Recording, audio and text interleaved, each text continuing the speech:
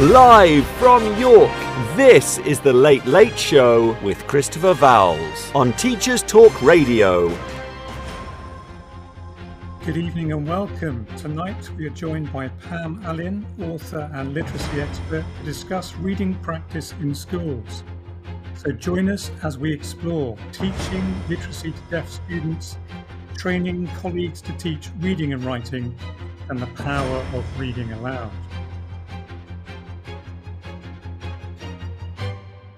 Live from York, this is the Late Late Show with Christopher Vowles on Teachers Talk Radio. Tune in live on the Podbean app or desktop player. Just head over to www.podbean.com/lsw/ttradio or search Teachers Talk Radio. Follow the hashtag TTRadio. Hello everyone and welcome to the Sunday Late Show. The autumn term is now well underway and I have spent the time since we last spoke scoring the annual Inter-House tug-of-war competition, helping my tutees and colleagues navigate the new UCAS application process, proofreading a lot of early application student personal statements, and doing a bit of teaching in between. This has been, of course, also the month for working out which seemingly wrong GCSE English language and literature grades should be reviewed based on deciphering the minimalistic hieroglyphs that adorn digital scans of exam scripts these days. While on-screen marking in essay subjects certainly facilitates the quick release of scripts to students and staff, I can't help but feel that on-screen marking has had a negative effect on the accuracy of English marking.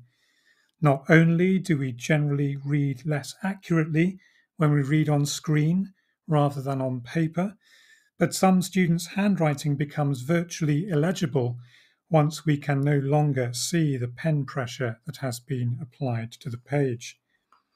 I also wonder how frequently markers of essays bother to scroll back through student work to check that the conclusion is logically signposted by each of the 6 or more paragraphs that have preceded it before arriving at a final judgment on band placings. This process is certainly more awkward and more time-consuming than simply flipping through a printed A4 answer booklet. One has to consider too, of course, that Ofqual's official definition of accuracy is met where final grades are accurate to plus or minus 1 grade in a school context where the difference between a grade 3 and a grade 4 has considerable consequences for schools, departments, teachers and students, especially when individuals awarded an English language grade 3 should actually have been awarded a grade 4. One only ever establishes this truth by challenging the seemingly erroneous grades, and yet the apparently correct grades in enormous cohorts typically go unchallenged, even though the same accuracy standard must inevitably apply to these grades too. All of which persuades me that we should be looking to move to a distinction, merit, pass, non-pass model for GCSE in the future, as the existing grades 1 to 3 are regarded as both pass grades and fail grades, depending upon who you speak to in any given year and the reason for that conversation. I see no worthwhile justification whatsoever for telling students that grades 1 to 3 are pass grades when English and maths departments up and down the country are then obliged to treat them as though they are not.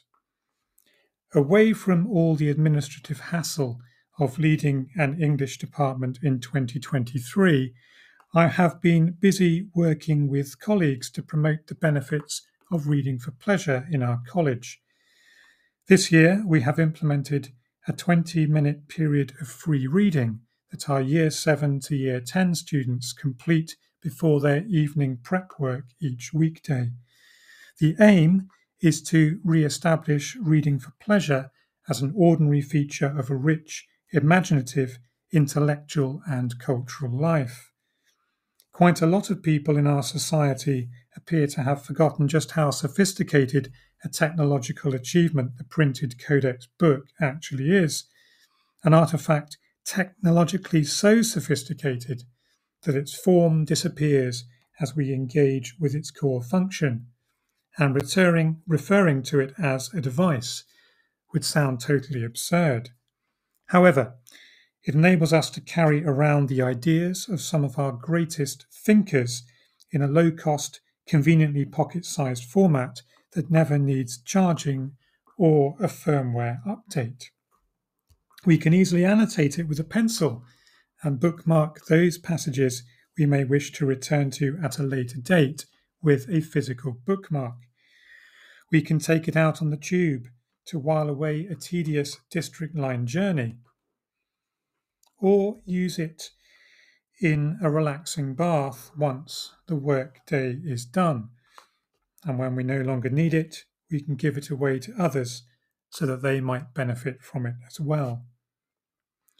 When we consider the wealth of developments in printing methods, typeface design, cover art, and binding systems that have gone into creating a product we can typically hold comfortably in one hand, I defy anyone to tell me that the book is not the most powerful technological product in the 21st century classroom. So we are investing a lot of time in making sure that our boys and our girls have a genuine sense of what the book is and what the book can do. An essential part of our strategy is to make sure that the student reading is being supervised by a member of staff reading alongside them. How often do we tell students that reading is crucial to their academic and personal development, while rarely, beyond the typical English secondary classroom, being seen doing this ourselves?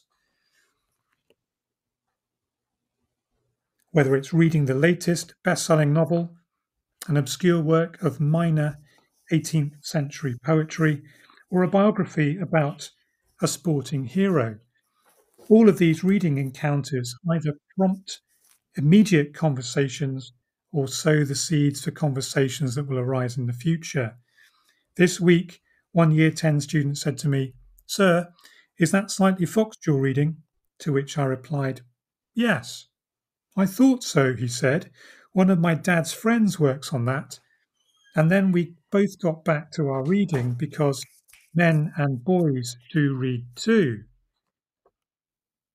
Despite what some of the more vacuous-minded YouTube influencers might be telling them, many of the most influential men in history were committed readers, because men who don't read the thoughts of others only ever have their own to fall back on.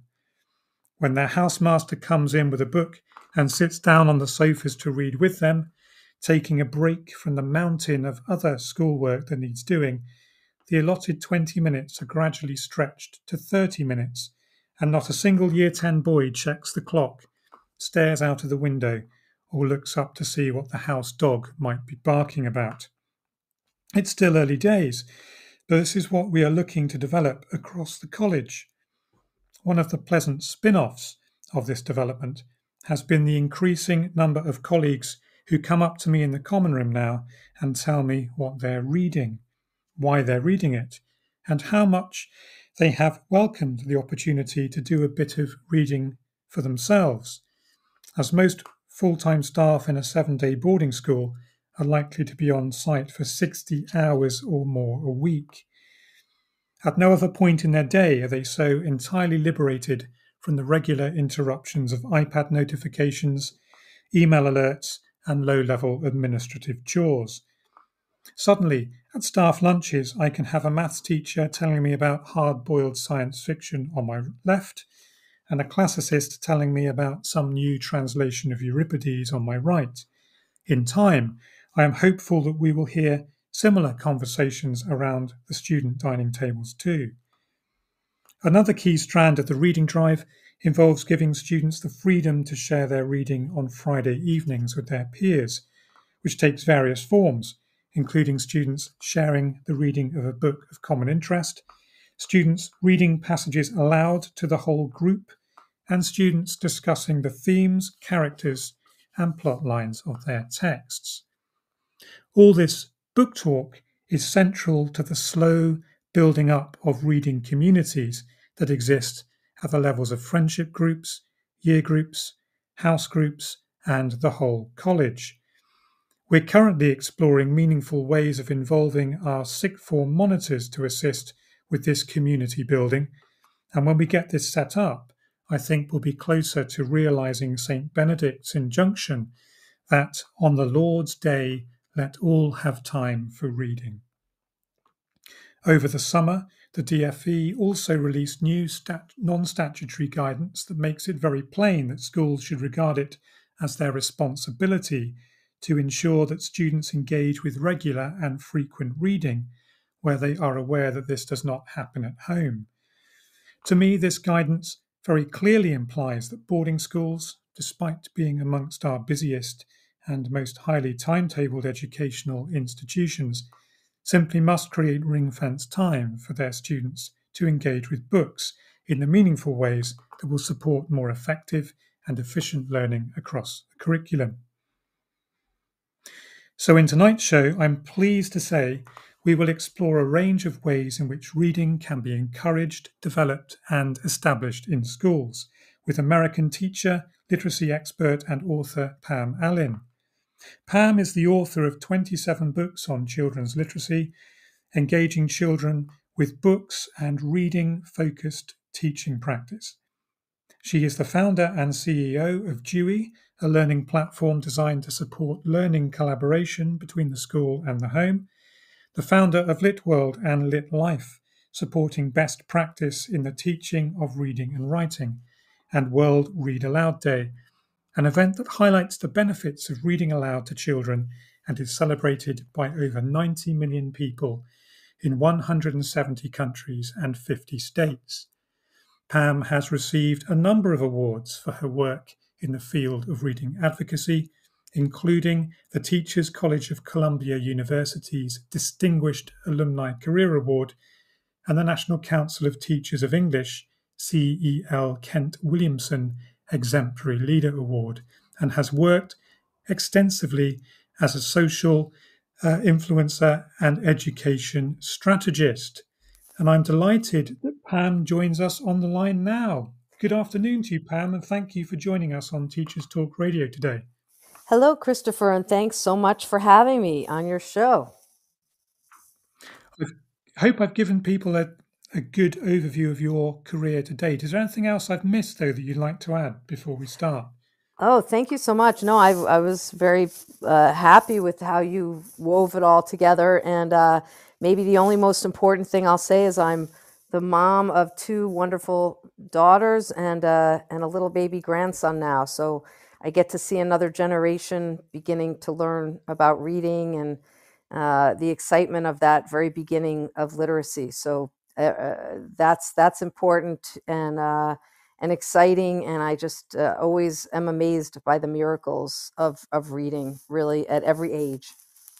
Yes, it's worth emphasizing, really, isn't it, where that reading journey typically starts? Oh, yes. I mean, it's really amazing because he's only 18 months old, but I mean, just from the very, very beginning to see him gesturing towards literacy and having the opportunity to really listen for the ways in which through our voices and through our expression and through the nearness to books and even, songs and lullabies, all of that, is literacy. And it's just such a wonderful thing. And part of my work now with Dewey is really focused on helping families feel empowered by that and not overwhelmed, but to make sure that literacy and reading aloud is a part of daily life because right from the beginning, it's just so important. And we've spoken before, Pam, haven't we, about your particular route into becoming a teacher. And it sounds like reading in the home really took you on the path that you've subsequently followed. Would you like to open up by saying a little bit about that and the route you took into the profession?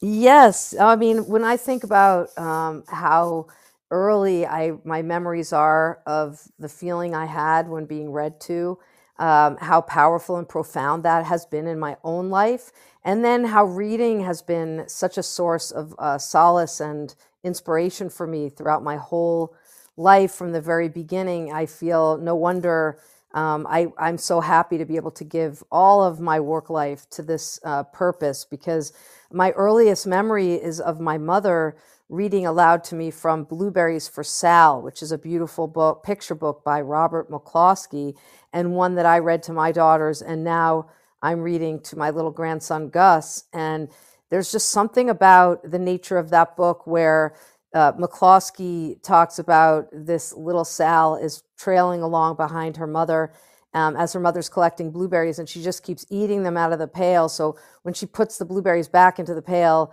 you hear the blueberries go kerplink, kerplank, kerplunk.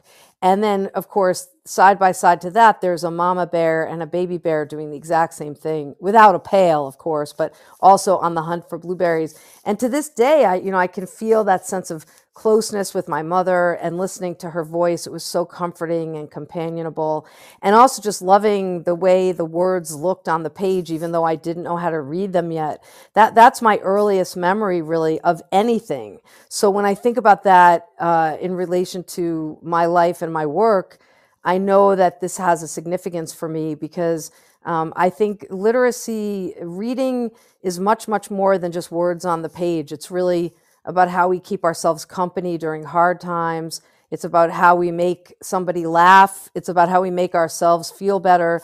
It's just about saying, I'm not alone in the world.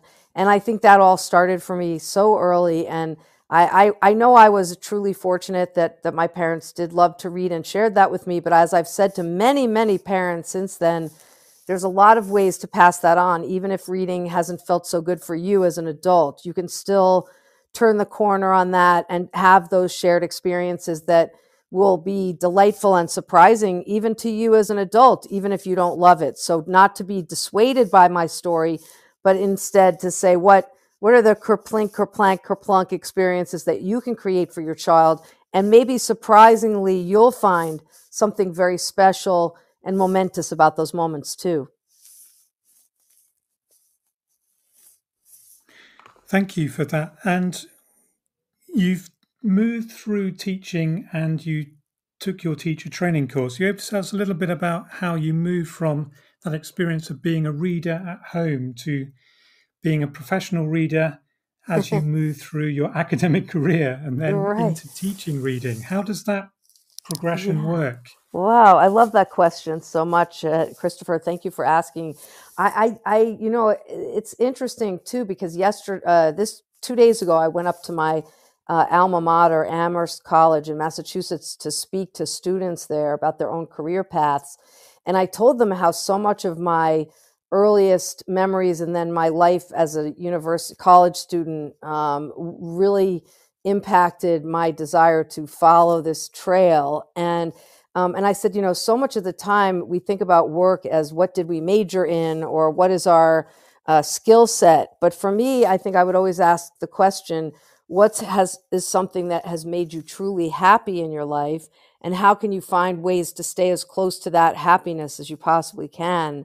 And I think that for me, when I started to volunteer as an undergraduate student in our local community, I would just go to the local bookstore and pack up some books and bring them with me in my book bag to the local community center. And I would just sit down, plop myself down, and just read aloud to the children there. I didn't really have any teaching experience. There was no really very well organized form for volunteerism, but I had a little time on my hands, and I thought I'd like to do something good for people. And this is something I've always felt strongly about. And as I started to do that, I realized they're really changing. That even when I'm reading to them, even if they're not reading themselves, but me just reading to them, later their teachers would say to me, they seem different in their class since you came. What did you do? Were you giving them some technique? What happened? And I thought, really, it wasn't anything but the fact that I was kind of trying to model myself after my mother's behavior, which was very much open, just loving, and very, very much about the experience of being read aloud to. And from there, I ended up teaching after college in a wonderful little school where the principal, the headmaster gave me a lot of freedom to create my own environment and to make my own world for the children. I was very lucky that that's how my career started. So I could get the sensation of what that feels like to do wonderful things with children without a lot of constraints. And within that, I focused a lot on that read aloud and giving children books to read that they could take home. I did not mind if they didn't bring the books back to school. I thought it was really good that they would have books in their home. I had no pedagogy. I hadn't gone to graduate school yet. I didn't have any research base for why I thought something was right or wrong. I just knew in my heart that I could see the children becoming very excited. And then I was very interested in language development, and I was very interested in how children gain language skills and acquire language skills through both reading, writing, and speaking and listening, which is the real definition of literacy. And it was just great. I mean, they were so receptive, and we made plays and shows, and we sang and made up our own songs. We wrote our own books. I would read books to them, and then I would say, let's make our own books. And we just staple paper together and make our own books. And I ultimately went to graduate school to become a teacher of the deaf, because by then I had branched out a bit and had been spending quite a bit of time in the deaf community, in my local community, and feeling that there was also a power in the different kinds of visual forms of the read aloud and the ways that deaf children were getting access to literacy. There were so many blocks to that, but I thought, I bet we could remove a lot of those obstacles if we thought about this a little bit differently. And so that was it. That really set me off on my adventure. And I was just extremely fortunate that I had several mentors along the way, both fellow teachers at the School for the Deaf where I taught, a woman by the name of Sister Kathy Costello, who has passed since then, but she was, from the beginning, said to me, there's something about what you're doing that feels like it means a lot to the children, and I want you to just keep doing whatever that is. And then when I went to the university at Teachers College, I had several professors there who noted that I had an aptitude for teaching children how to read, and really encouraged me and put me in front of people and said, you've got to see what she's doing. She's helping children who don't seem to ever have been able to learn to read to turn the corner. And that was it. And the rest, I just went on from there. But it was started really from those earliest days. And then I just kept following the trail of my passion all the way through, really through till now. I know how much I love it, and I want for every child to have that experience. I'm particularly struck by the Amherst College connection because, of course, famously, that's Emily Dickinson's college. And she lived a very, very seemingly private written life. So this shift between moving from the private reader, the private writer, into the public reader and the public writer. Of course, she made her own books too, with lots of pressed flowers in them. How did that did that have any effect on your progress towards what you do now? Yes. I mean, first of all, I love that you know that she lived there. That's awesome. And I'm not surprised that you would know that, but a lot of people don't tend to know that. And, that did have a big, in fact, because Amherst was a very literary environment, there were several momentous connections of authorship around the college, one of which was that Emily Dickinson's house was there, and you could go visit it and see the desk that she sat at. And we, my father and I, we always loved the story of Emily Dickinson because there was something we read where she was going to go to university herself, and then her father said, I need you too much at home. You better stay home. So my father always joked that he almost said, you can't go to Amherst. You need to stay home like Emily Dickinson.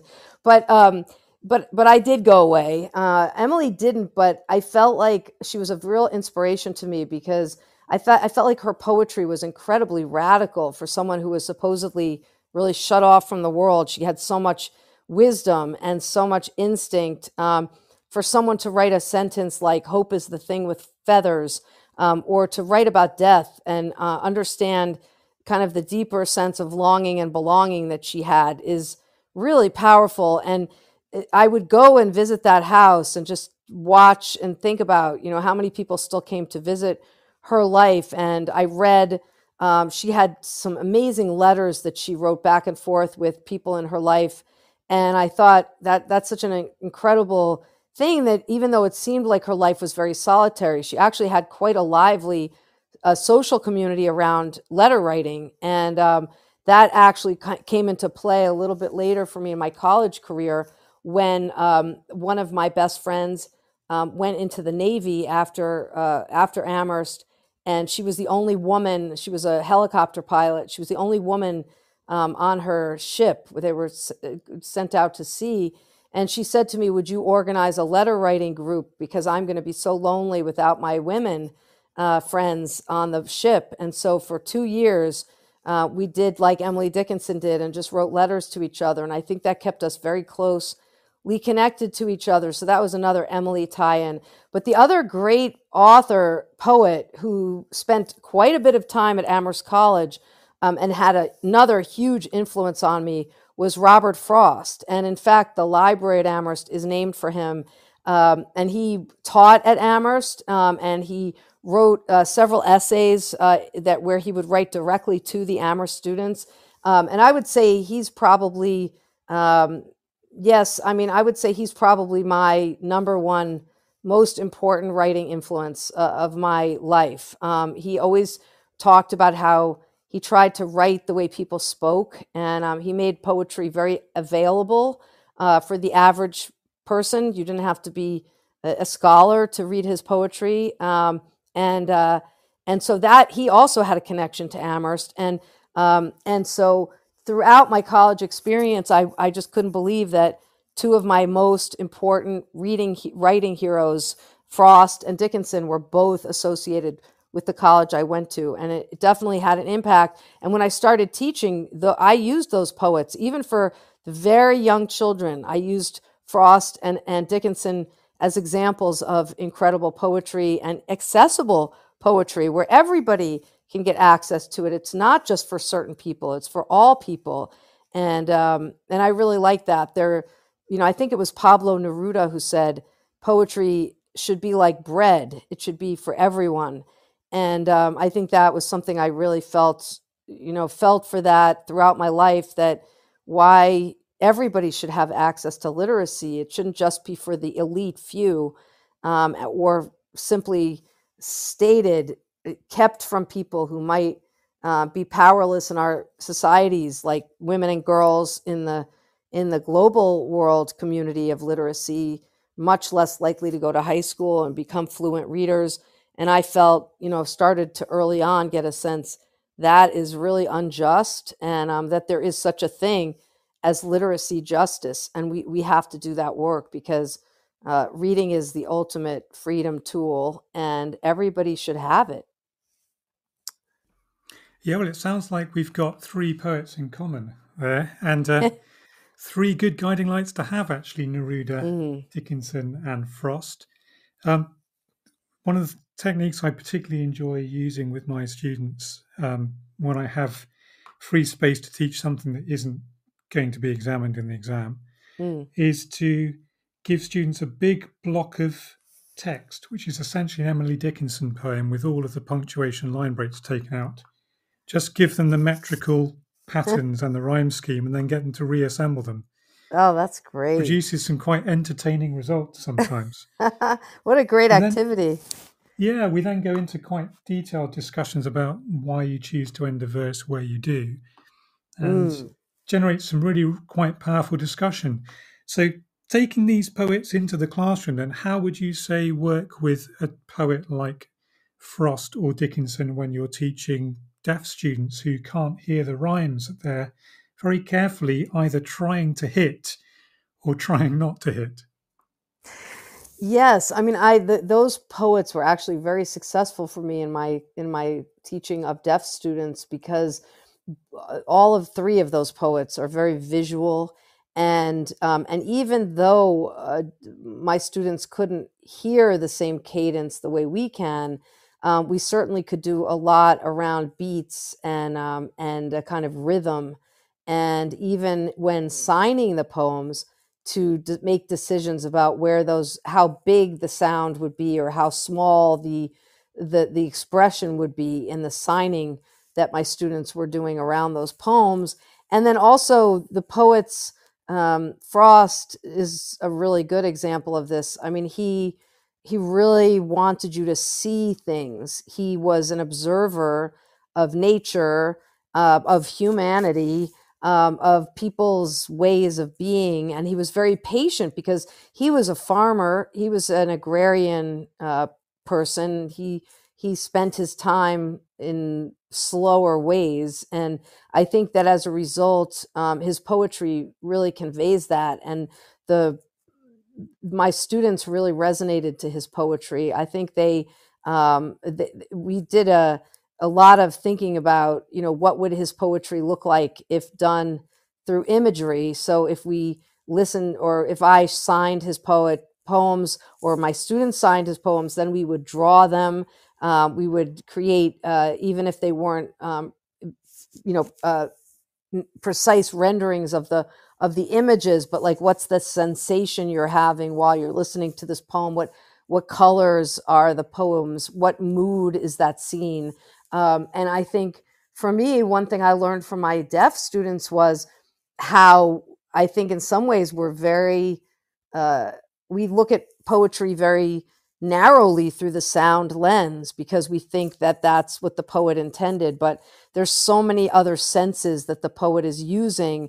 And Frost being the great example, because he was, as a farmer, he was watching the seasons change. He was looking at the new fallen snow. He was walking on a path with the crunching leaves under his feet. He was feeling and sensing his environment. And I think my students really appreciated that. And then conversely, another poet we really loved, who also did a lot of sound and rhythm in his poetry, was Langston Hughes.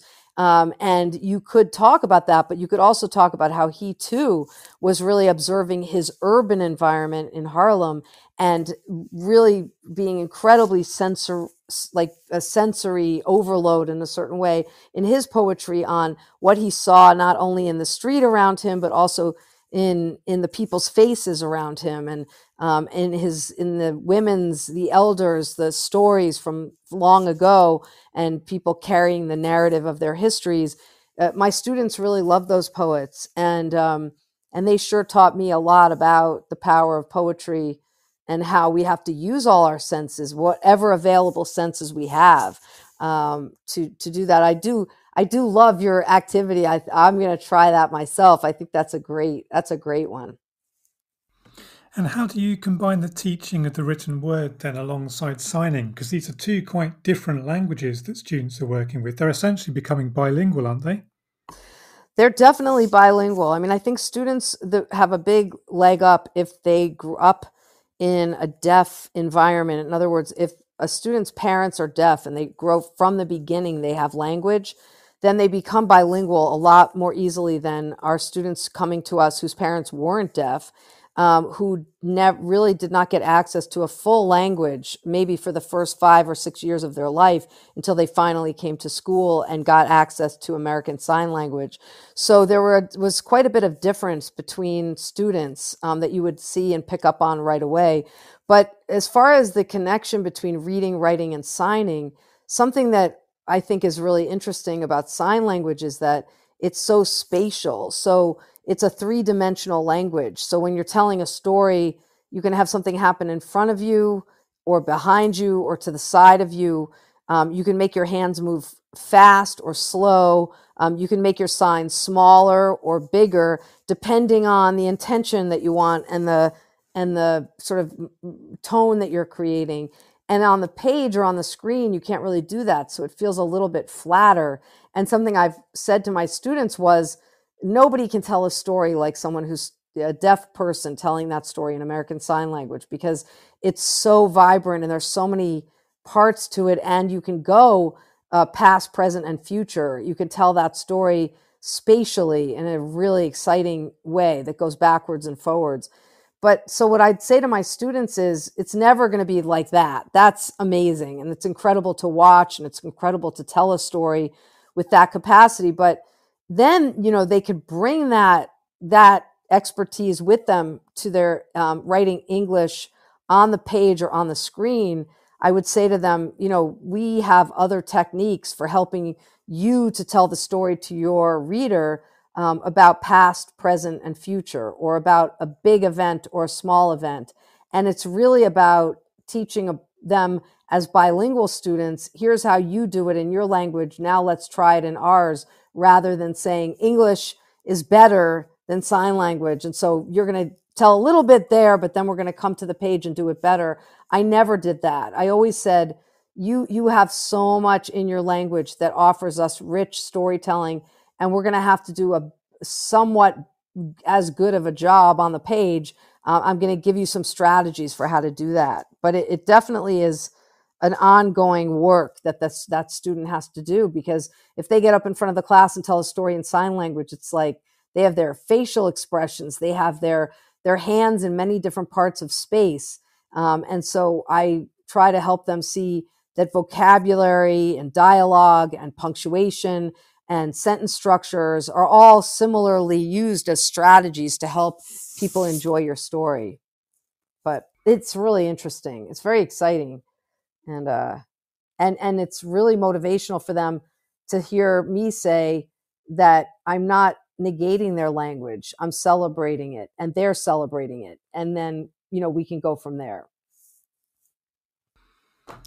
Thank you. And of course, in most classrooms, in most schools across most countries, we're going to encounter those learners who find the process of learning to read and write a bit more challenging. How did you adapt your practice to suit those struggling learners? Oh, it's, and I think you're absolutely right about this. There are too many struggling readers and writers. And my techniques have been very much about integrating a few things. One is to see reading and writing as going together rather than teaching them separately. I always think about reading as breathing in and writing as like breathing out. And so my students always do a lot of both. So we don't wait till the end of a book to write about what we're reading. We start doing that right from the very outset. So our students are taking notes, they're writing letters to each other. We're using technology to have chats about the books that we're reading. So the writing is not waiting. The writing is happening as part of that breathing in, breathing out process. And then the second thing that, for me, the techniques around the struggling reader and the struggling writer have a lot to do with honesty and authenticity, and really asking my students, what is getting in your way right now? What feels hard about reading? And being very open to hearing what they have to say. Don't shut them down. Don't say, oh, don't tell me that. You should already know that by now. But really listening to them, because a lot of times our students have gaps in their learning that we might not be aware of, and the test doesn't show. But when they come to our classroom in, fifth or sixth form or sixth grade, they come in there and they are already really struggling. It's much harder for them to just snap their fingers and say, oh, I'll just catch up on that, or I'll figure that out pretty quickly. They've already had a lot of time to feel ashamed of what they're not doing as well as everyone else. And so some of my techniques have to do with really opening up the conversation and saying, where do you feel like things are the hardest? Or when does reading feel the most challenging? And I want you to just explain that just a little bit to me. So think about it as if they were coming to see you as the doctor of reading, just like you would when you go see the doctor and you say, I've been a little short of breath. And the doctor says, well, tell me when is that happening? Is that when you're going up the stairs? Is that right when you first wake up? Is that after you've eaten a big meal? And already that person, he or she, is a diagnostician. And so they're asking the why questions, or when or how or what. And we don't do that in reading. We just assume everybody has the same problems. And that's just not true. Recently, I was asking a student that very question, why do you think you're having a hard time? When are you having a hard time? Where are you having a hard time? And he said to me, the worst part of my time is when I'm at home. And I said, tell me a little bit more about that. It turns out it's very noisy at home, and he needs a lot of quiet when he's reading. So we sat down with the parents and we just said, give him a little space, give him some earphones, let him have the quiet he needs. But for another child, the answer might be totally different. And so I think that strategy of being an open listener and working as an ally with your students to say, I want to change that for you. I want you to feel really good about reading, because reading is awesome. But I understand that it's feeling hard right now. So I'm going to try to help you uncover what's not working. And then the third thing is, once you get to some of that, is that, some of our students really are having trouble comprehending. But for other students, it might be years have gone by and nobody really ever taught them to read phonetically or to really break down the sounds and the codes and words. And it's never too late to do that work. So we might have to back up a little bit at times, but as long as we don't make our students feel embarrassed for doing it, there's no reason why we can't say to them, look, we're going to go back to the beginning and just get you some of these skills under your belt. There's nothing to be ashamed of. You'll pick them up pretty quickly, and then let's go forward.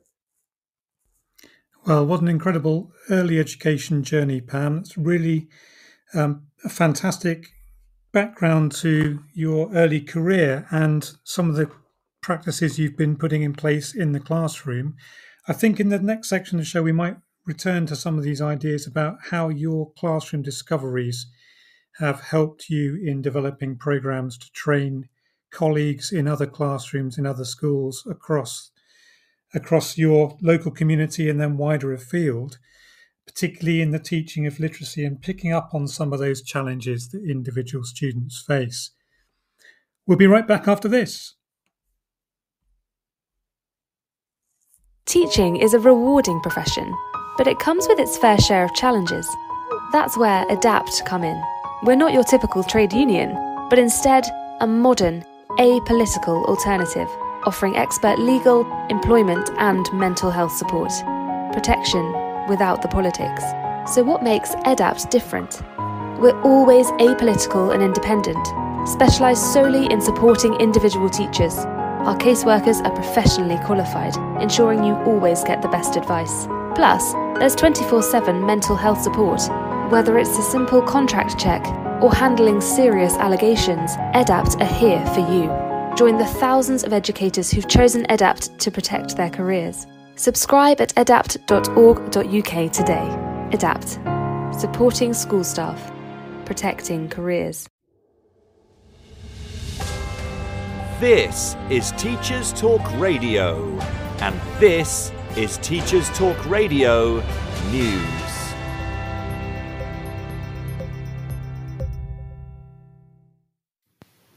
Prime Minister Rishi Sunak is considering significant reform of A-levels in England, which, according to the BBC, could see the introduction of what it calls a new British baccalaureate. The PM's plans could include the compulsory study of maths and English up to the age of 18, as reported in the Daily Telegraph.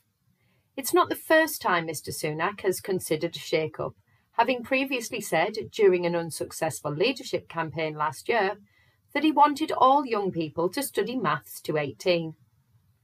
Foreign Office Minister Andrew Mitchell told BBC Radio 4 that he expects Mr Sunak to agree to reform of the education system, and said the government will be guided by the best expertise on how we ratchet up standards. Concern about any proposed changes have already been raised by unions and other post-16 professional associations, particularly around the existing issues of recruitment, retention and concerns around workload. A spokesperson for the Sixth Form Colleges Association said the post-16 curriculum was narrow by international standards, and this was partly reflective of chronic underinvestment in sixth form education since 2010. The BBC also features an article on the fall in numbers of students being accepted into universities in the UK, the first fall in 5 years. Applications also fell after demand rose during the pandemic. Fewer students got into their first choice of university this year, but more qualified for their second choice or accepted places through clearing. The new data from UCAS shows 270,350 UK 18-year-olds were accepted onto a course this year, down from 275,390 in 2022. UCAS says the figures show a return to normal growth following the surge of demand seen during the pandemic. Data for individual universities is not yet available. Last week on Teachers Talk Radio News, we featured reaction to the latest data published on suspensions and exclusions. In a linked story, Schools Week has published further analysis, this time focusing on data from schools linked to incoming Ofsted Chief Inspector Sir Martin Oliver. The analysis reported in the article suggests the Outwood Grange Academy's Trust secondaries excluded twice as many pupils as other schools in some of their regions. At a pre-appointment hearing before the Education Committee last month, Sir Martin was challenged by MPs over the Trust's high suspension rates. Sir Martin responded, "Our figures for permanent exclusions are lower than most in the areas in which we work." Schools Week says the data for the Trust's 13 secondary schools in Yorkshire and Humber had a 0.31 exclusion rate, the equivalent of 3 in every 1,000 pupils, compared to 0.17 across the region's other secondaries. In the North East, the Trust's 7 secondaries had a rate of 0.64 compared to 0.3 in others. Kim Johnson, the only committee MP to vote against the appointment of Sir Martin, said he should be brought back to answer for his words. Frank Norris, an education advisor for the Northern Powerhouse Partnership, said the original comments could be viewed as misleading. A Trust spokesperson told Schools Week that Sir Martin was comparing exclusion rates between some individual Outwood schools to some of the other schools in the same local authorities with similar profiles. The spokesperson also added that the schools had been underperforming for years and had now been transformed by the Trust. More details of the Schools Week analysis and full commentary can be found online. In Ireland, the Irish Independent reports on what it calls radical changes in how students are assessed as being on the way in a move to combat the threat of AI platforms such as ChatGPT.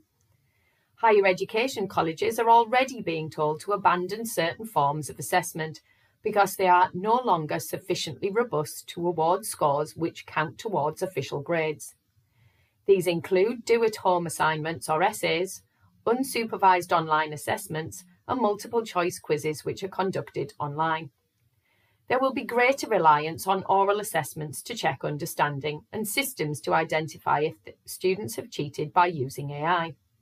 However, colleges are being told to resist any temptation to switch back to traditional end-of-semester formal exams.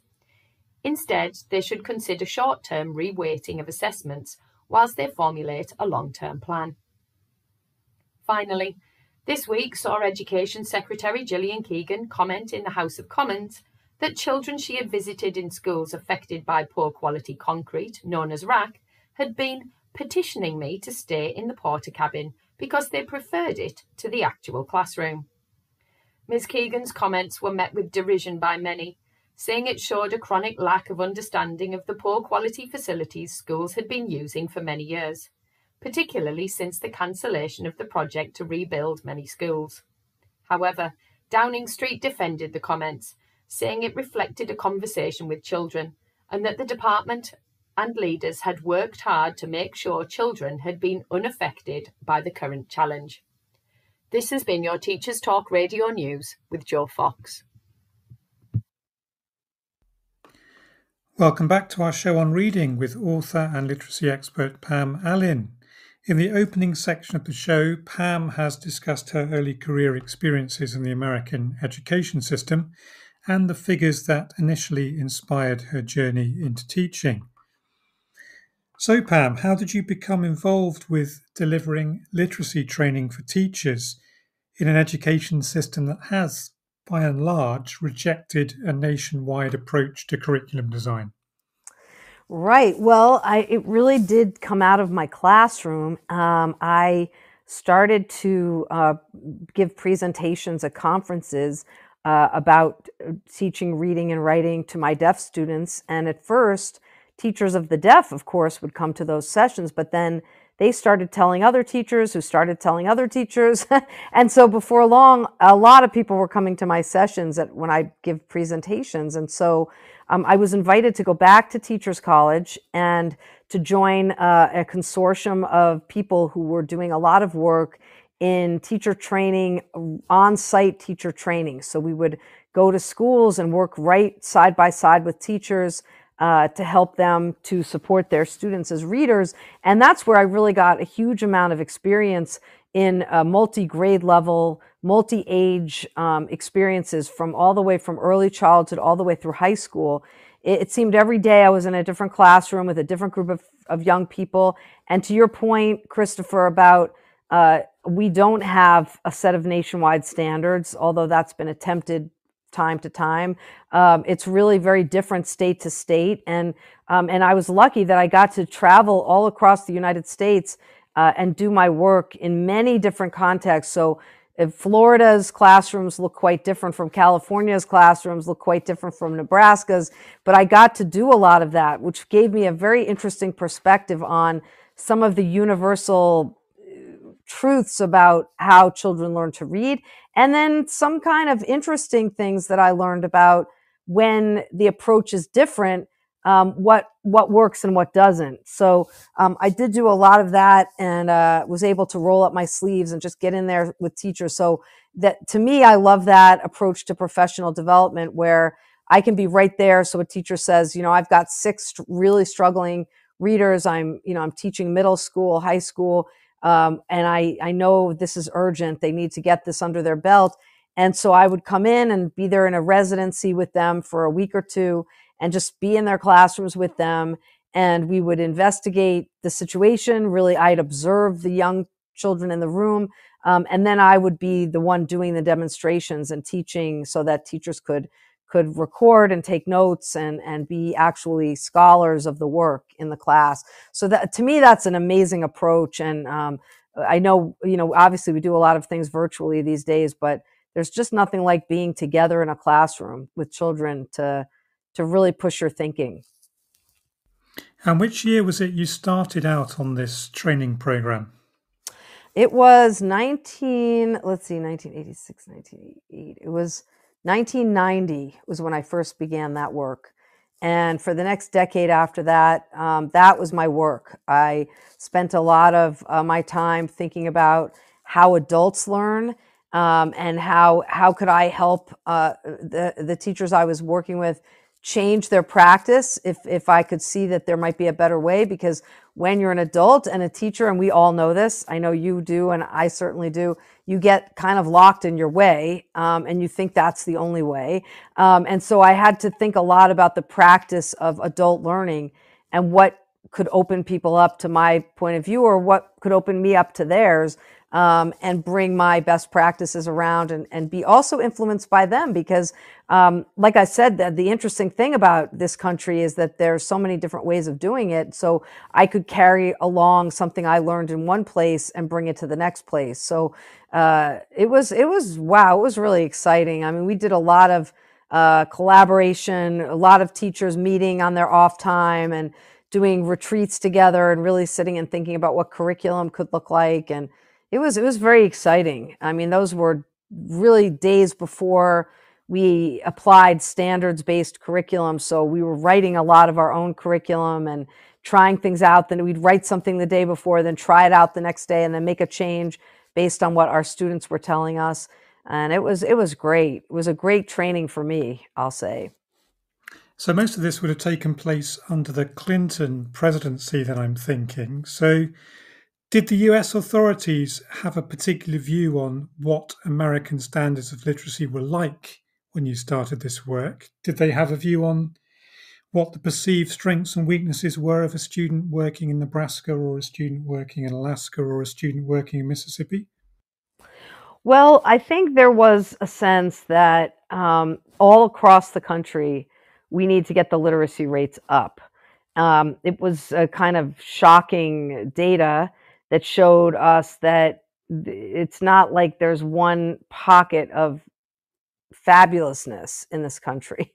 And also that, from the urban to the rural to the suburban areas, obviously the elephant is always in the room, that where there's the highest rates of poverty, there's the highest illiteracy. And when you actually really think about it, if most of learning to read is really about the strategies of learning to read, then we shouldn't have so much inequity in our system. I think that at that time, there were a lot of discussions about should there be nationwide standards, and there was a long process that led to a movement called the Common Core standards, which were really influenced by Bill Gates and other corporate people who met with a governor's panel, interestingly enough, not so much at the federal national level, but at the state level, and brought the governors together and said, could we actually say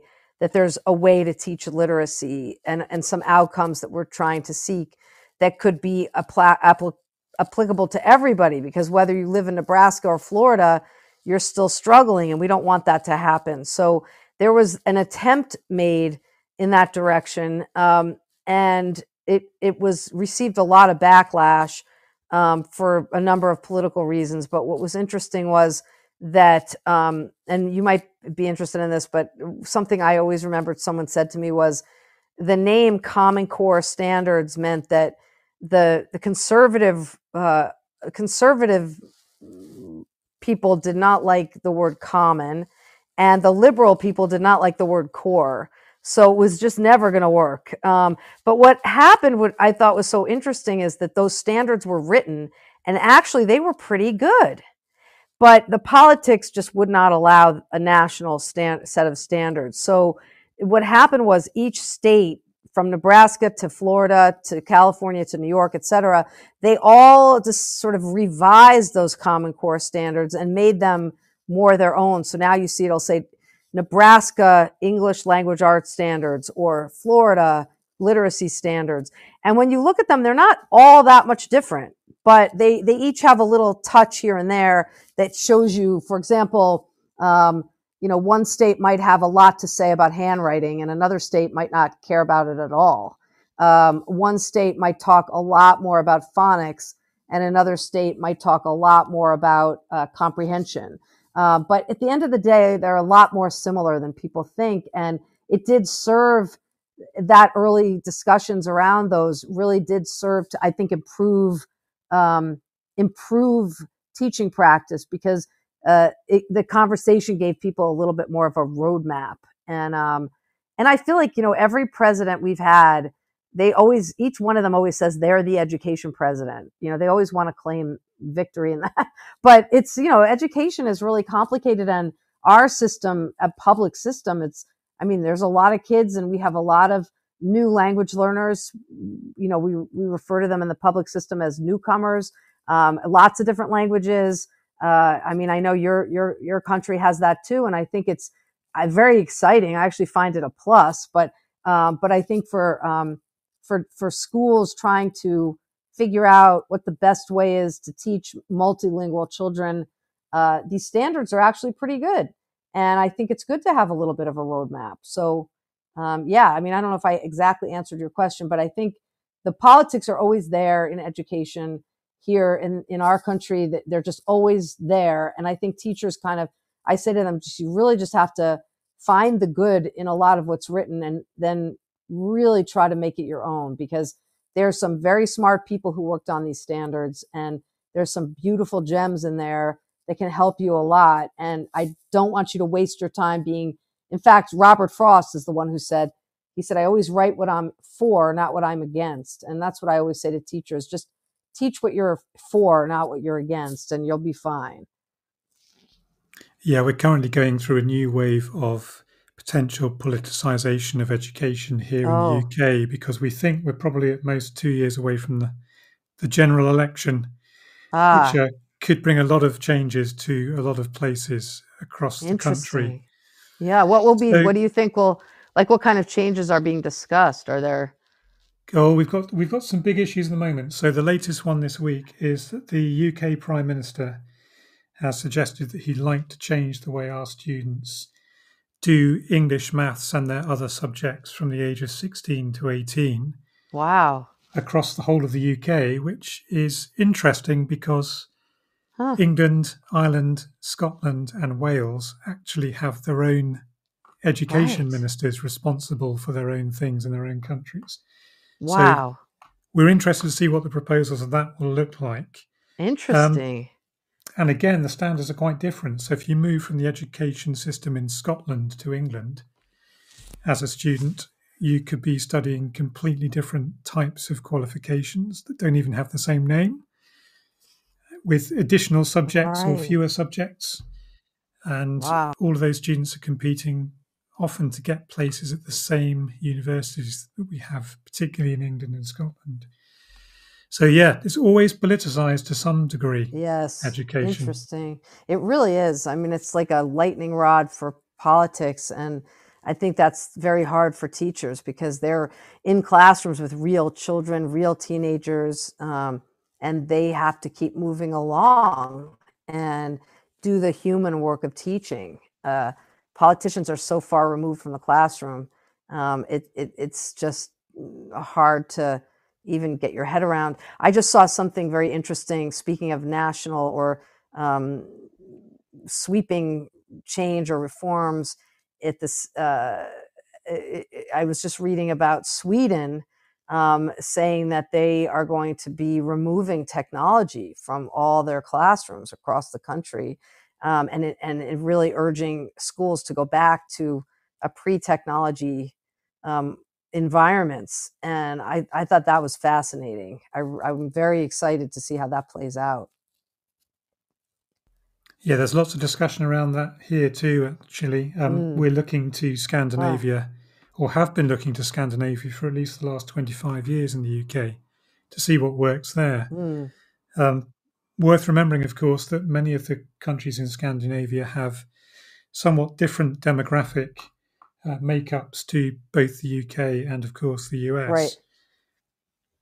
Right. And I'm thinking then, as you move through into this 1990s environment where there's a kind of discussion about standards, but nothing set in stone on a federal level, how do you then deal with the different questions that teachers coming along to your sessions might have about how they should be doing the teaching of reading, particularly, and the teaching of writing? I mean, I think actually, when I think about it, that was such an exciting time because we weren't looking to the state or federal level to guide us. You know, teaching felt like a very creative act. It felt like teachers would come together at conferences. We would have institutes and retreats. Professional learning was really on the rise. It was something that teachers wanted, and they did even on their own time. I remember I had a leadership group in New York City, and we met like Saturday mornings. You know, we weren't paid for it or anything. We just wanted so much to do it. And I think a lot of the work at that time was about things like, for example, we'd have a question: does using children's literature in the classroom make an impact in student achievement outcomes? Does it make students more confident and make them want to read more outside of school? We were just asking our own questions. We weren't even using the word data. We were just saying, I'm really interested in that question. I want to try that out. And then before you knew it, you had a group of other like-minded teachers, and they would say, that's a really interesting question. I'm going to study that with my students too.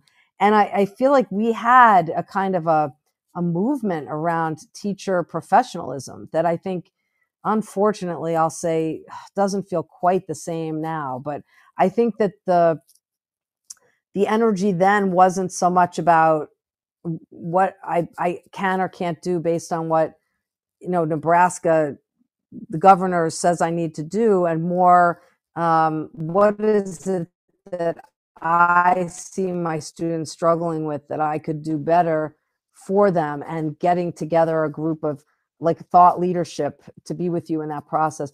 The other thing I feel like we did a lot more of back in that time, and this was like the heyday of that, was professional reading. There were so many incredible books being published for teachers, and we all read them, and we talked about them, and we'd go hear those authors speak, and it just, so much excitement was happening at that time. And I remember, my own daughters were also in elementary school when I was doing that work, and And I would even just go into their classrooms. I'd ask the teacher, can I come in and I have a new idea about the teaching of writing. I just want to try it out. I need a class, and she would say, come in. I'd love it. And then to this day, some of those teachers are actually people who are speaking at conferences and writing their own books now. So I'm proud to say I think I had an impact on them too. But I think that what happened when the standards came was that kind of tamped down on some of this.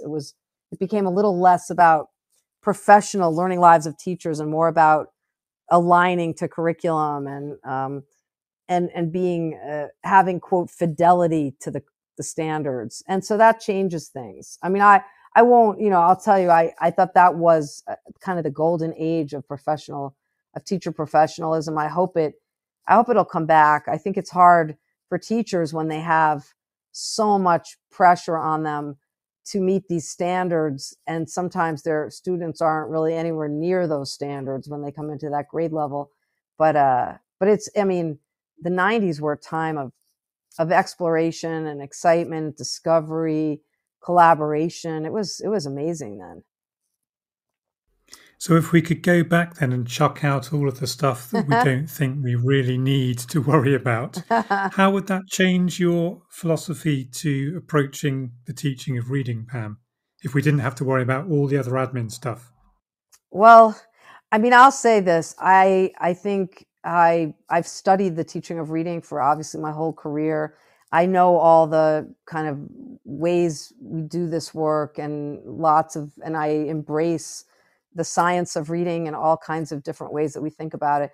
But I'll tell you, at the core of all of it, and this goes back to that time and, the 90s, pre-standards, is at the end of the day, like a child and a book, a child and a story. This is a profound, almost ineffable experience that happens when you're reading a novel or you're reading, bent over a comic book or reading a riddle book with a friend and just laughing your head off. Those are really hard to explain things about what reading actually is and what it does for you and how you even got to do it. And I think a little bit, sometimes I think we want all the answers for everything. We want everything to be fully known. And I would love to go, if I could, I would say, if I could live back in that time, there are two things that come out for me are, one, let there be magic in how reading happens, because it's actually a miracle every time it does for anybody. And then don't make it so grim. It's really, there's something so otherworldly about it. Let there be more of that. And then the second thing is, I would say, is the power of story itself, that stories that you tell that are within you, that when you come to read a book, like you're never going to read Emily Dickinson exactly the way I read Emily Dickinson, because you are your own person. You are Christopher with your own stories and your own life and your own wonderful talents and skills and gifts, and also the journeys that you've had. And I'm my own person, Pam Allen. I have my own way of coming to that Emily Dickinson text. And I think we've lost a little bit of that too, like that nobody reads a passage or a text exactly the same way, nor should they. That's the whole beauty of it. And that goes back to that power of story that I think we should give a little bit more regard in a certain way, pay it a little more tribute, pay it a little more respect. That story itself is the innovation of humankind. And I think if we, give more space to it, to say, how is this book making you feel less lonely? Or how is this book making you want to change the world? Asking more questions like that of our students, making it a bigger conversation, making it a more important conversation than who's the main character? What's the main idea? Tell me 5 details in the story. Who reads like that? Nobody really reads like that. But if you go back to this bigger place, then it's about storytelling. And I think no matter what the genre is, whether it's poetry, nonfiction, fiction, it still is about story at the end of the day. And I feel like that was there. And now a lot of my work is about almost reminding people of how extraordinary it is to actually put like something that looks just like a set of pages in front of someone or a screen in front of them and suddenly as you read, everything starts popping to life. I mean, that's just amazing. Like that, when you close the page on that chapter, you feel like, Harry Potter is still waiting for you at the other side of that door, or Lucy and Edmund are still visiting Narnia. You open the book and all of a sudden, poop, they pop out at you again. It's like crazy how brilliant that is. So I think a little bit of that should come. We need that back. It's really, we're going to lose kids as readers if we don't show them the magic, which I love about what you were describing in the independent reading that your students are doing in your school, because I think that there is a magic in that. You're giving them the agency to have some magic. Yeah, at the moment we're still doing the silent reading thing with the discussion of the book talk on the Friday evenings. But what is the connection, Pam, that we've got to make between reading internally, silently for ourselves, and then reading aloud, which is something you're very keen on? Well, I think that too. I think we can ask more open-ended questions of our students. We can say to them, what's a passage you're really wondering about? What's part of this book that you're really surprised by? What are the chapters or verses that made you feel like your life was being changed as you read them? What was the funniest page that you read of this whole book? Those are the kinds of questions I want teachers to ask students, as opposed to a sense of the child feels like they're being quizzed or, tested all the time. What are the questions that you don't know the answers to that you could ask that same question to 20 students to get 20 different answers? That's where I feel like then it can be allowed, where I would say to myself, choose a passage that really moved you, that really made you, and lets everybody read those passages aloud to each other. That is an amazing moment in a classroom. And I think that's really where, for me, the read aloud, it does matter, because I feel like you're taking something. So that, to me, that's why I think the read aloud, and by the way, it can be the read aloud through sign language. It doesn't have to be aloud, but it's just that bringing the reading that you're doing independently to a wider audience. If that makes sense. Thank you, Pam. You started to break up a little there. We didn't necessarily catch everything of what you said, but the importance of reading aloud as being something that enables people to perhaps develop maybe the confidence to read in public, or is there something else going on there too, did you think? Well, I think it is about reading in public, but I would almost say reading in community, feeling like you have people who have your back and who are with you and who are going to experience even part of that story with you. And I think that's more powerful than people think. And I think especially for young people, to think of reading as not something you have to do alone, but something you do in community is very motivational and helps people feel like they will want to read more because they want to be part of this community. It's really fun. It's really joyous. It's a real sense of belonging. And there's definitely a sense of that. That's something we're trying to engage with in our own monastic context. We're in a monastery school, and there's a sense that some of the things that, the monks have written about for centuries, we're trying to bring in a slightly fashion in our own context. Oh, that's beautiful. What are you thinking with that? What's your thought about that? Well, some of our house parents are trying out some quite interesting things. So the monks typically eat in silence every day or a couple of days in the week, and somebody will read a passage while they're all having their lunch. So it's something we're trying to bring in small measure. It's not something we want to do every day, but it might be something that would be worth doing every now and again, so that the students are given an opportunity to A, read aloud, B, hear people read aloud, and C, think about what that reading might generate later on in terms of shared conversations and shared memories. It does seem to me something important about that public act of reading, because course, in a Christian context, it's something that we're quite familiar with in our church services. But that's a very particular kind of text that's being read, or we listen to the priest delivering a homily or sermon. So giving the students the opportunity to read something in their own voice is something we think is quite valuable, and we're still trying to find, I think, the correct way of capturing that. Oh, I love that. I think that's really beautiful. And I do think that everybody has, like I said earlier, how I remember my mother's voice all those years ago. And I think for your students to practice their own way of owning or being present to the text, I mean, that's just really powerful. And I love that. You just even practicing it, like just saying to the students, we're just trying this out, I think is worth a lot right there. What kind of techniques were people trying out to develop read aloud in the 80s and 90s?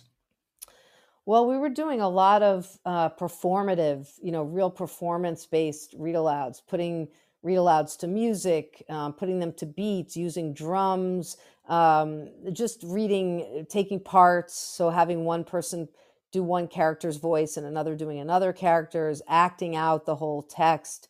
And then simply just reading in small groups, like sitting together in a circle and having students be the ones leading the read aloud, and just letting everyone really relax and enjoy it. And sometimes also what's really nice about that sort of style of a read aloud, if the teacher is doing it, is it also gives students the opportunity to hear text that might be hard for them to read on their own. But if they're being read to, that vocabulary and that all of that, those ideas can marinate inside that child, and give them, or teenager, and give them access to vocabulary and language structures that they're not really going to get just on their own. So those are some of the things. But also, we've had students, or we had in those days too, like students who would read aloud to the class and then have the class paint their response, or have the class making something like clay or making sculptures in response. So the read aloud doesn't have to stay static, but it becomes very multi-dimensional and multi-experiential. And then when we came up with the idea for World Read Aloud Day, we thought, what if we could unite the world around read alouds? Like everybody could do their own read alouds. You don't have to pick one book. It can be whatever book is or text is relevant for your community, and then share that out. What did you read aloud today? And even that has had huge impact, because people say, oh my goodness, it's helping me learn cultural differences and what people, are reading in their communities already. Sometimes it would be not only reading aloud text that's already been written, but actually reading aloud from students' own writing, which is very empowering for them. So having them write their own stories and then say, let's use those stories to read aloud from. So those are some of the things. But I do love that you're incorporating that and thinking about it as an experiment. I think that's really awesome. Well, it's great to hear some of the techniques you've been using. One of our listeners has texted the show tonight to say, you read aloud with tone, frequency, resonance, and enthusiasm, as well as subtlety as a direction in the narrative. And this listener is listening in from Northeast Indiana this evening. Oh, that's wonderful. Well, hello from Indiana. And also those are beautiful words to describe a powerful read aloud. So thank you for that sharing. And it's wonderful to hear how these developments were picking up in the 1980s and 1990s, at a time, of course, before internet support groups for practitioners had really begun to take off. It seems to me that beginning teachers have access to more advice, guidance, and support today than they almost know what to do with. And this wealth of advice seems to always come with a kind of tribalism. I mean, I know education wasn't without its warring tribes 25 years ago, but I surely can't be alone in thinking that professional development and teacher training has become quite a fertile landscape for disagreements about how to address the latest totem pole that someone's just put up. How do you feel about the increasing shift towards the online world as a space for professional development training, Pam? Well, I mean, during COVID, I was relieved that people made that pivot and I could keep doing my work. Teachers would come together. We had a lot of online support for each other and all of that. But as we've come out of that period, I have to say I feel a lot of pangs for the old days when, we would just get together, go in a classroom, sit beside a child, unpack what was really challenging, be there for that child, step back, do what we often called a fishbowl, where we'd look at, maybe I would be doing a conference, a writing conference, a reading conference with a child. Then we'd all step back and talk about what we observed. And I feel like, the technology really kind of, you could use it for that, but people don't always. So a lot of the professional learning tends to be online and, listening to a speaker while you're doing something else. And there is a loss to that. There's no question there's a loss to that. Just like Sweden is saying there's a loss to everyone if that's the only kind of learning we're doing. So I feel like there has been, I think we're not going to even know the effects of this for a long time, but I do think that these 3 years that we kind of gave it over to, caution, which of course, but we lost being together. And I'm just hopeful that people will start to say, you know what, there is such a thing as too much technology, actually. And let's get back to the day when we could be together. I think there's a world in which there's a combination that could really work. But right now, I think we swung way far over to I can get all my professional training from a YouTube video. It just isn't quite the same. I remember we had a child in one of my classrooms, at my school for the deaf, and we were really challenged. We were really trying to figure things out. And then I had a colleague come from Teachers College, and she came and worked in my classroom for one day. And I was just starting out in my career, and she had been someone I had student taught with. And she came and visited our school, and she came into my room.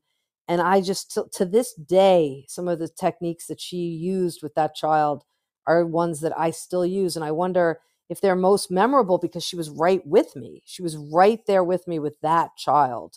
So, we can't, what are we going to do? Like, I feel like I can scale my work a lot more easily because of technology. So I thank technology for that. But I do have a wistfulness about being together with everyone. Yeah, I think it goes back to that community idea, doesn't it? Yeah. It's been running through the show tonight. And it's great to hear such a positive view of your teaching colleague making a difference in that physical space at that physical moment. In the final section of the show, Pam, I'd like us to reflect on how teachers and parents might focus on helping children develop their oral reading in particular, and what suggestions you might have for encouraging the development of this crucial skill both inside and outside the classroom. And we'll be right back after this. Teaching is a rewarding profession, but it comes with its fair share of challenges. That's where ADAPT come in. We're not your typical trade union, but instead a modern, apolitical alternative, offering expert legal, employment and mental health support. Protection without the politics. So what makes ADAPT different? We're always apolitical and independent, specialised solely in supporting individual teachers. Our caseworkers are professionally qualified, ensuring you always get the best advice. Plus, there's 24/7 mental health support. Whether it's a simple contract check or handling serious allegations, ADAPT are here for you. Join the thousands of educators who've chosen ADAPT to protect their careers. Subscribe at adapt.org.uk today. ADAPT. Supporting school staff. Protecting careers. Welcome back to the final part of our discussion on literacy and reading with Pam Allen.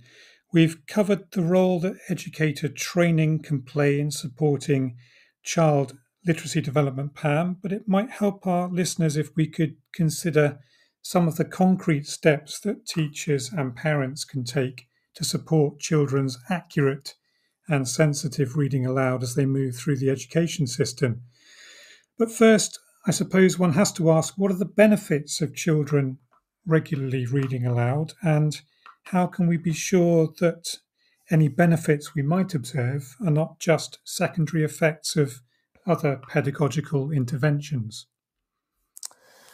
Well, I mean, there are two things. One is just to separate out the power and role of the adult reading to children, because that also has huge value, and something we really advocate for on World Read Aloud Day and then through all my programs is valuing the space that we give for us as teachers to read to our students without evaluation, without testing, really just to give that space up, even if it's 10 minutes a day for you to do that. And it can be the Emily Dickinson poem, or it can be a chapter in a book, or it can be a page from the sports paper, whatever it is that you feel you'd like to be compelled to share. But there's a lot of research around that too. There is an important study that says that children who are read aloud to on a daily basis perform up to a year better academically in school. And they've accounted for disparities, economic disparities, and other disparities in that study. So that's one part. And then the second part is children themselves reading aloud, in which case they're practicing their fluency, their expression, their pacing, their oral affinity for the sound of language and deconstructing language as they go.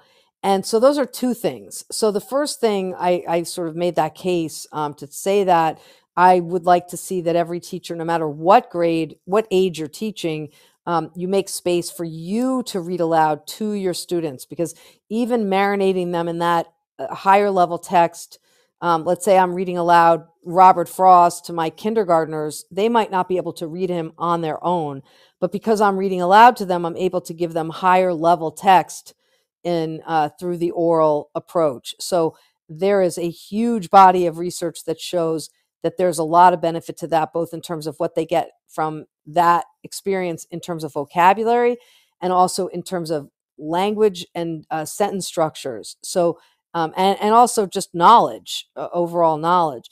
And so that's one part. And then the second is the part about the children reading aloud and the practice that they gain from doing that. I would want to couch that by saying, let's make sure it's a safe, positive, happy, healthy environment, that when they read aloud, they're not being made fun of. They're not being made to feel like they can't. You have to work on that with your students. My colleague, Dr. Ernest Morel, and I wrote a book called Every Child a Super Reader. And in that book, we spend a lot of time talking about the read aloud and why it's so important. And we also talk about the techniques that we can use to help our children practice reading aloud in safe ways. We talk about building communities of belonging. We talk about building communities of confidence and courage. And part of that is raising your voice as a reader. And one of those things that I love about World Read Aloud Day, we invented this holiday, but it's, as you said earlier, really a strong, big day celebrated across many countries. And one of the things I love about that day, it's a day that you can practice doing more of this without making overall commitments. You can say, you know what, yes, we're all going to celebrate it. It happens the first Wednesday of every February. And Scholastic is the sponsor. So if you're interested, you can go to scholastic.com and get more information, or litworld.org, which is the founder and creator with me of World Read Aloud Day. But in truth, the thing about the sort of techniques around children reading aloud is we are practicing fluency and expression. We are practicing pacing. We are practicing confidence. And in order to do all those things, we have to have really good literature. We can't ask our students to read aloud from textbooks, because most of the time that's really boring. Nobody wants to hear those books read aloud. They're not that fun to read even on your own, but much less read aloud to the community. So it's very important. I would say one of my number one requests is that teachers look at your classroom libraries. If you don't have books kids really want to read, then you need to advocate to your administrators to get those books or get access to those books. And those books are often books that might not be on the required reading list, but they're books that the children love. They're funny books, they're sad books, they're amusing books, they're informational books. They might even be browsing books. They might be books about soccer, football, animals, wild animals, like things that kids really love. Bring those books into your classrooms. And it's not just in the English class, but also in the science class, in the history class, in the mathematics class. Bring in biographies of great mathematicians, of people who've done really interesting things. I wrote a program last summer with my colleague Mike Flynn called Math Camp. And in that program, we have a series of math heroes from different walks of life.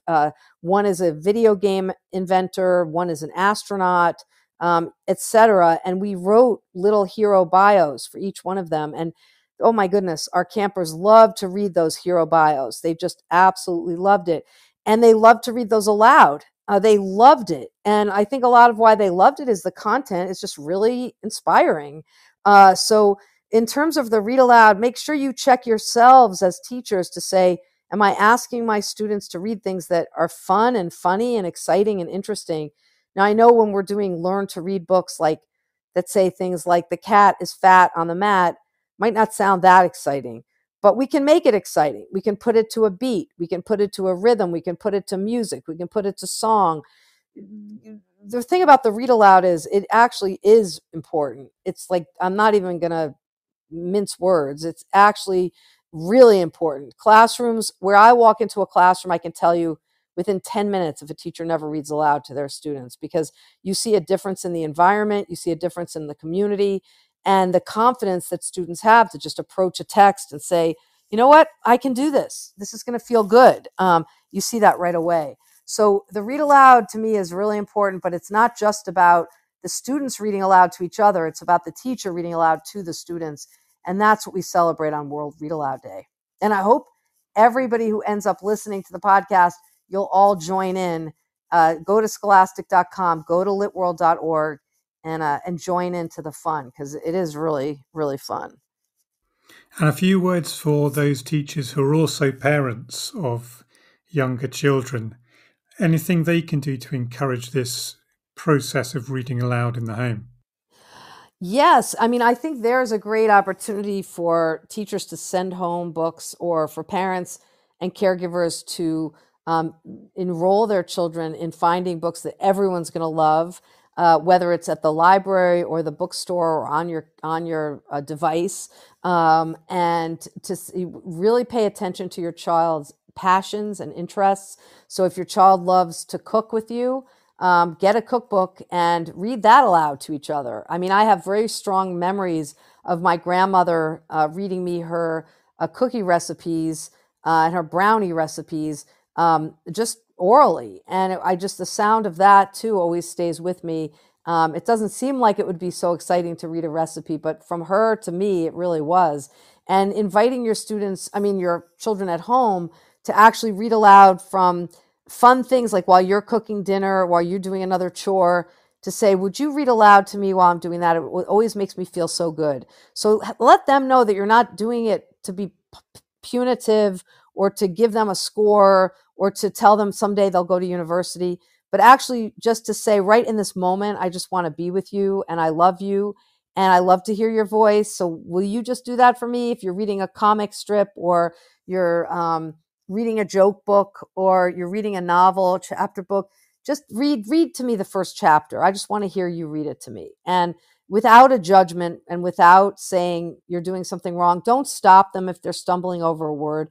Let them do it. Let them get through it. And if they're really struggling, definitely come over, take a look at the word and let them know what it is. I don't mean that anybody should suffer, but what I do mean is create an environment of joy around the read aloud. Great words of advice, Pam. Last question tonight, if that's okay. Sure. What are you reading at the moment? Oh, wow. Oh, my gosh. Well, I just started the, believe it or not, the Elon Musk biography by Walter Isaacson, because he wrote an amazing book about Steve Jobs that I really, really liked. And I'm not sure this subject is as exciting to me, but I do think he's our greatest biographer working right now. And then the other book that I'm reading right this minute is a book called, oh my goodness, wait, let me just find the name of it again. So I'm just looking at my Kindle because I just couldn't remember exactly the name of it. It's called Happiness Falls by Angie Kim. And it's just, in fact, interestingly, I'm just opening it so I can tell you, give you a little synopsis. And amazingly, the quote that she opens with in the epigraph is by Emily Dickinson. And it says, I Can you believe lost, it? isn't that something? This is meant to be, she says, I lost a world the other day. Has anybody found? And that's the opening. That's the opening of this book, but it's called Happiness Falls. And I just started that. I just put that up at the top of my Kindle. But as for books that I've liked in the last several months, I really liked a biography of Martin Luther King called King. I thought was really, really good. I also really loved a book called I Have Some Questions for You by Rebecca. It's a kind of a mysterious, it's a novel, kind of a suspense novel. And then what was the one I read right before this one?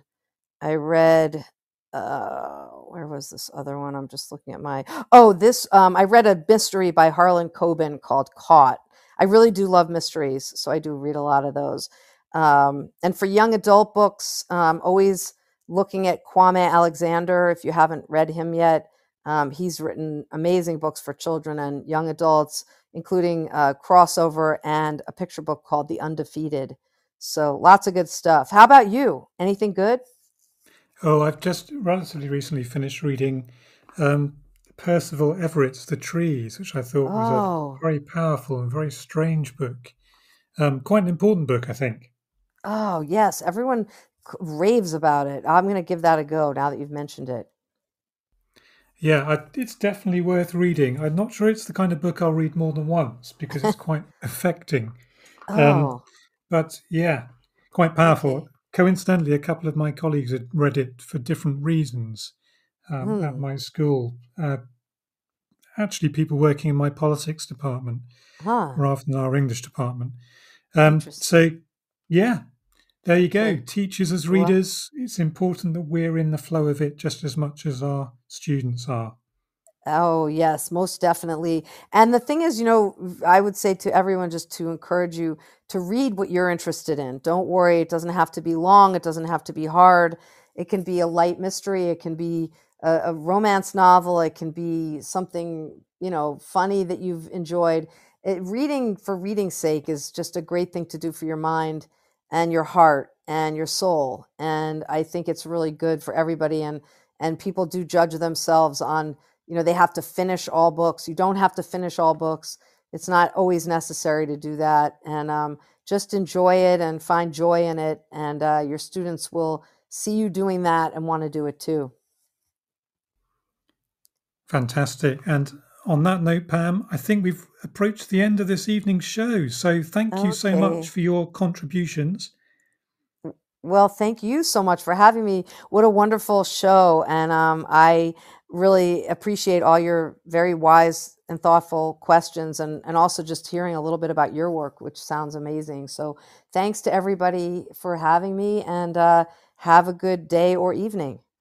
Yes, I've greatly enjoyed our discussion and hearing about the difference you've made to the children you've taught and the difference you continue to make in your various training roles around America and beyond.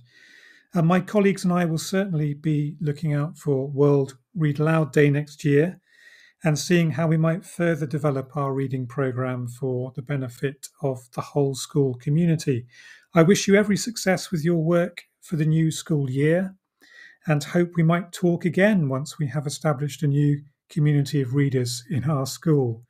So I thank you love very much that. indeed, Pam. Thank you so much, Christopher, and thanks to everybody. And I appreciate that, and you too. And talk again soon, I hope. Thank you very much. Good night. Teaching is a rewarding profession, but it comes with its fair share of challenges. That's where ADAPT come in. We're not your typical trade union, but instead a modern, apolitical alternative, offering expert legal, employment and mental health support. Protection without the politics. So what makes ADAPT different? We're always apolitical and independent, specialised solely in supporting individual teachers. Our caseworkers are professionally qualified, ensuring you always get the best advice. Plus, there's 24/7 mental health support. Whether it's a simple contract check or handling serious allegations, ADAPT are here for you. Join the thousands of educators who've chosen ADAPT to protect their careers. Subscribe at adapt.org.uk today. ADAPT. Supporting school staff. Protecting careers.